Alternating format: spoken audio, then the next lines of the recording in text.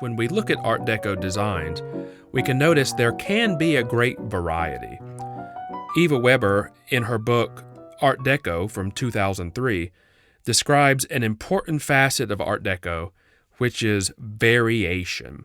She notes at least 3 different variations of Art Deco. We can ask ourselves, why does the Louisiana State Capitol look so different from the General Electric building, which looks so different from Miami Beach Deco structures? This is a very important question, and the answer to it is because of the variations within Art Deco designs themselves. The first variation we will discuss is what Weber mentions and calls the classical moderne variant. Weber claims regarding this variant of Art Deco that it is, and I quote, representing a synthesis of traditional and modern, end quote, and, quote, characterized by classically balanced masses with an emphasis on symmetry and horizontality, end quote. Weber notes the Nebraska State Capitol as an example of this variant of Art Deco design.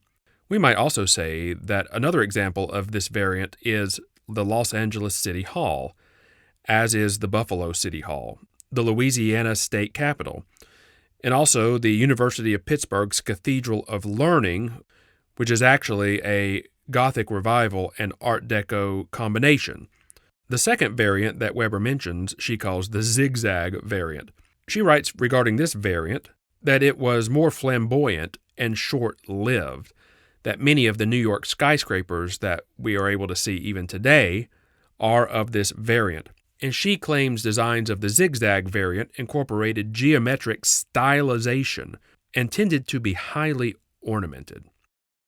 Weber specifically notes that the Chrysler Building and Empire State Building is an example of the Zigzag variant of Art Deco design.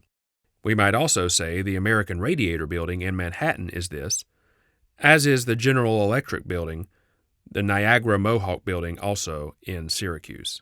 This is really a good point to stop and consider something, namely that there is sometimes a very clear urge, not necessarily inherent in Art Deco itself, but in the way designers use Art Deco to make their point. An example of this is the statue of Atlas, the Titan from Greek mythology, in Rockefeller Center, which is a very pagan image.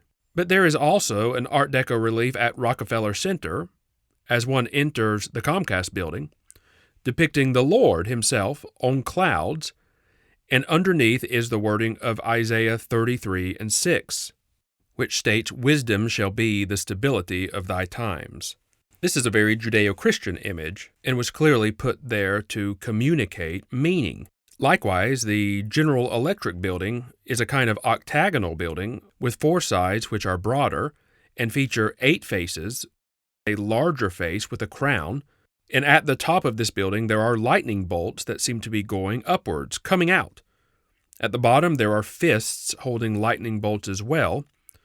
There are various other figures featured and other lightning bolts as well. And this almost has the sense of a very humanist image, invoking almost an understanding like the Tower of Babel, that man has now achieved mastery over electricity, and man has constructed this tower, and the tower has these symbols that indicate this. As we noted about the Cathedral of Learning at the University of Pittsburgh, most notably that it is a combination of Art Deco and Gothic designs, the Boston Avenue Methodist Church is this as well. Weber indicates that it is a, and I quote, a stylized Gothic variant of Zigzag Art Deco, end quote. But a third that Weber mentioned is what is called Streamline. The Streamline variant has the tendency to round off corners to streamline designs. There is a tendency in this variant to round corners and have horizontal lines. Weber indicates the Johnson Wax Complex is an example of this, designed by Frank Lloyd Wright. Perhaps, though, more are acquainted with the streamlined towns of this era, including what Weber indicates includes, quote, modernized Main Street movement, end quote. Clearly, much of Hollywood Boulevard at Disney's Hollywood Studios is fashioned after this streamlined variant of Art Deco, with perhaps some versions of Zigzag as well. But this streamlined variant is what led to what Weber calls tropical deco, which is, of course, the streamlined buildings that we might find in Miami, Havana, and even elsewhere. Yes, these look very different than maybe a New York skyscraper, but they are still very much Deco, just of the streamlined variant. Thanks so much. We hope to see you again soon here at Timotheus Academy.